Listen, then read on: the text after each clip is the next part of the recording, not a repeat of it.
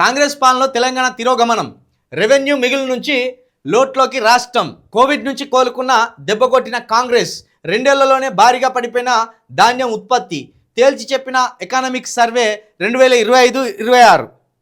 ప్రస్తుతానికైతే తెలంగాణలో పాలన తిరోగమనంలో ఉన్నదా, ముందుకు సాగుతున్నదా తెలియని పరిస్థితి అయితే, ఒక అనిశ్చితి పరిస్థితి అయితే నెలకొన్నది. మొన్న కొంతమంది ఎంఆర్ఓలు, కొంతమంది ప్రభుత్వ ఉద్యోగులను కలిసినప్పుడు వాళ్ళు ఏమంటారంటే, రేవంత్ రెడ్డి గారు పిచ్చి పిచ్చి ఖర్చు పెట్టకుండా కొంత నిలకడగా డబ్బులను ఖర్చు చేసే ప్రయత్నం చేస్తాడు.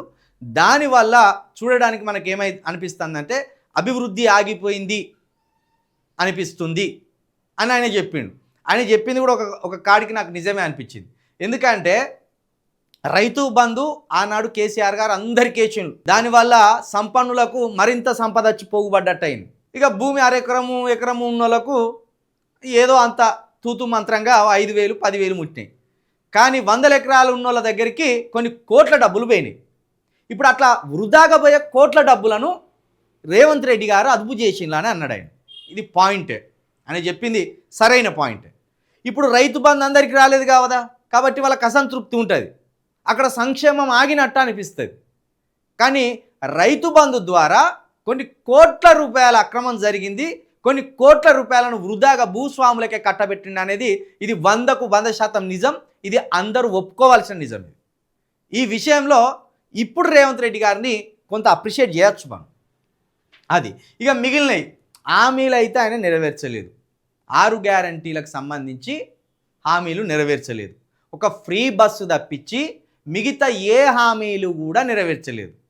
దాన్ని పోల్చుకొని చూసినప్పుడు హామీలు నెరవేర్చలేదు కాబట్టి ఈ రాష్ట్ర ప్రభుత్వం సరిగ్గా పనిచేస్తలేదు అనేది సామాన్యులు విమర్శించడానికి అద్భుతంగా ఉంటుంది.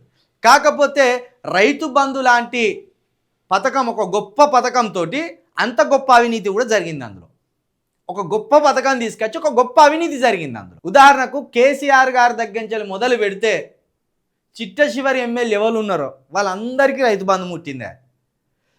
కానీ ఈటల రాజేందర్ గారి మీద అబండాలేసి ఈటల రాజేందర్ గారిని తొలగించినప్పుడు ఆయన పట్ట పాస్బుక్ చేతిలో పట్టుకొని ఒక కట్టె పట్టుకొని కూర్చున్నట్టు నమస్తే తెలంగాణ పేపర్లో ఘోరాతి ఘోరంగా అవమానిస్తూ ఆయన ఫోటో వేసి రైతు బంధు ఇంత తీసుకున్నాడు అని రాసిండు. మరి కేసీఆర్ గారు కూడా తీసుకున్నారు రైతు బంధు, కేటీఆర్ గారు కూడా తీసుకున్నారు రైతు బంధు, అందరు మంత్రులు తీసుకున్నారు గతంలో. దానికి ఇప్పుడు రేవంత్ రెడ్డి గారు చెక్కు పెట్టే ప్రయత్నం చేస్తాను. ఈ విషయంలో ఒప్పుకోవచ్చు కాస్త కూస్తో. ఇక మిగతా విషయాలంటే రేవంత్ రెడ్డి గారిని ఎంతైనా విమర్శించవచ్చు. 4,000 పింఛన్ ఇస్తానన్నావు ఎందుకు వేయలేదని విమర్శించవచ్చు, లేకపోతే జాబ్ క్యాలెండర్ ఇస్తానన్నావు ఏమైంది ఎందుకు వేయలేదని అడగవచ్చు. ఆ విషయంలో రేవంత్ రెడ్డి గారిని ఎంత అంటే అంత విమర్శించవచ్చు. కానీ ఇక తిరోగమనంలో అంటే పథకాలు అమలైతలేవు, కొంత రియల్ ఎస్టేట్ స్తబ్దతగా ఉన్నది, ఆ జాబులు లేవు, అనుకున్న కాడ అప్పులు ఉడతలేవు, పెట్టుబడులు అందుతలేవు, ఇటు సంక్షేమం ఆగిపోయింది, ఇటు అభివృద్ధి ఆగిపోయింది. ఒక అనిశ్చితి పరిస్థితి, ఒక సందిగ్ధత అయితే ఏర్పడ్డది. ఒకవేళ ఇప్పుడు కేసీఆర్ గారు ఉన్న ముఖ్యమంత్రిగా గిట్లనే ఉండు. ఎందుకంటే కేసీఆర్ గారు ప్రభుత్వం నుండి దిగిపోయే లాస్ట్ 1 ఇయర్లో గిట్లనే ఉన్నది, అడివాడి ఉన్నది, అంగడంగడు ఉన్నది ప్రభుత్వం రాష్ట్రం కూడా ఉన్నది. ఏమి ఇస్తలేడు అని అప్పుడు గగ్గోలు పెట్టిండు.